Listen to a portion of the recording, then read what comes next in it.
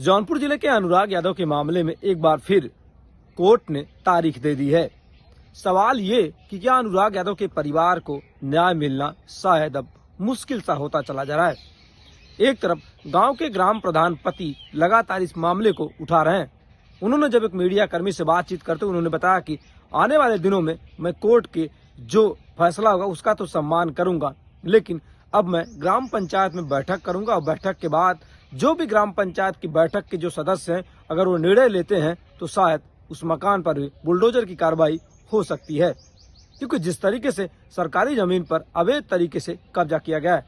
सवाल यह कि जिस तरीके से शुरुआत के दिनों में जो जौनपुर के आला अधिकारी, जौनपुर के जनप्रतिनिधि, तमाम नेताओं या तमाम अधिकारियों का ये दावा था कि आने वाले दिनों में जो भी सरकारी जमीन पर कब्जा होगा उसे खाली कराया जाएगा, क्योंकि इसी जमीन को लेकर इंटरनेशनल खिलाड़ी अनुराग यादव की निर्मम हत्या कर दी गई थी। सवाल ये भी कि जो पीड़ित परिवार है पिछले कई महीनों से लगातार जौनपुर के तमाम कोर्ट का चक्कर लगा रहा है,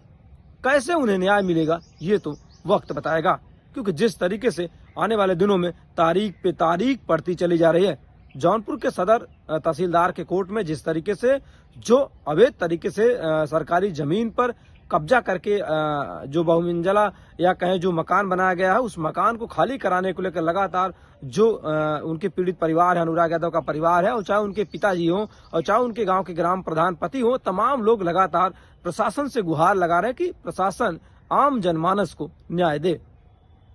लेकिन जौनपुर के जिला प्रशासन ने भी साफ कर दिया कि जो भी कानूनी प्रक्रिया के दायरे में जो भी कार्रवाई होगी उस कार्रवाई के तहत कार्रवाई की जाएगी। जिस तरीके से माननीय हाई कोर्ट या माननीय सुप्रीम कोर्ट के दिशा निर्देशों का भी पालन किया जाएगा, क्योंकि जिस तरीके से बुलडोजर की कार्रवाई पर माननीय सुप्रीम कोर्ट ने भी रोक लगा दी है। जब तक उन्होंने कहा कि जो कानूनी प्रक्रिया के तहत अगर बुलडोजर की कार्रवाई होगी वही मान्य होगा। इसलिए जौनपुर का जिला प्रशासन हर कार्य से पहले बहुत सोच समझ के कदम रखने का मन बना चुका है,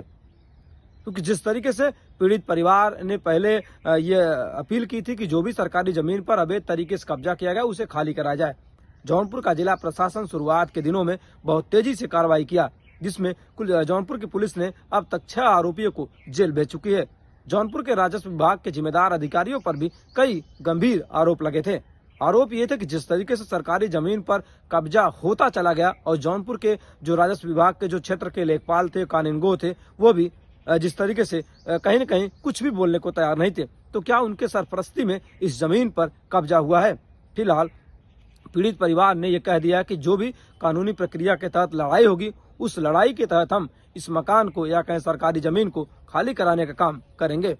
सवाल ये भी कि जिस तरीके से अनुराग यादव का परिवार क्या दर दर की ठोकरें खाते खाते शायद पीछे मुड़ जाएगा या न्याय मिलेगा, ये तो जनता तय कर देगी, क्योंकि जिस तरीके से जनता ने पहले ये कह दिया था कि आने वाले दिनों में पीड़ित परिवार के साथ हम हैं। एक तरफ समाजवादी पार्टी के राष्ट्रीय अध्यक्ष अखिलेश यादव से भी मुलाकात हुई, सूबे के मुख्यमंत्री योगी आदित्यनाथ से भी पीड़ित परिवार की तरफ से जो उत्तर प्रदेश सरकार की तरफ से 5 लाख रुपए की आर्थिक सहायता राशि सौंपी गई थी। जौनपुर के पूर्व सांसद धनंजय सिंह ने भी साफ कर दिया था कि जो भी मदद होगी, चाहे शिक्षा के क्षेत्र में चाहे कानूनी के क्षेत्र में, उनकी पूरी मदद, हर संभव मदद जौनपुर के जनप्रतिनिधि करेंगे। लेकिन दावा करने के बाद तमाम जो जनप्रतिनिधि है फिलहाल अनुराग यादव का साथ, उनके परिवार का साथ छोड़ चुके हैं। दर दर की ठोकरें खाने को मजबूर है जौनपुर का अनुराग यादव का परिवार। न्याय कब मिलेगा ये तो जिला प्रशासन ही तय करेगा।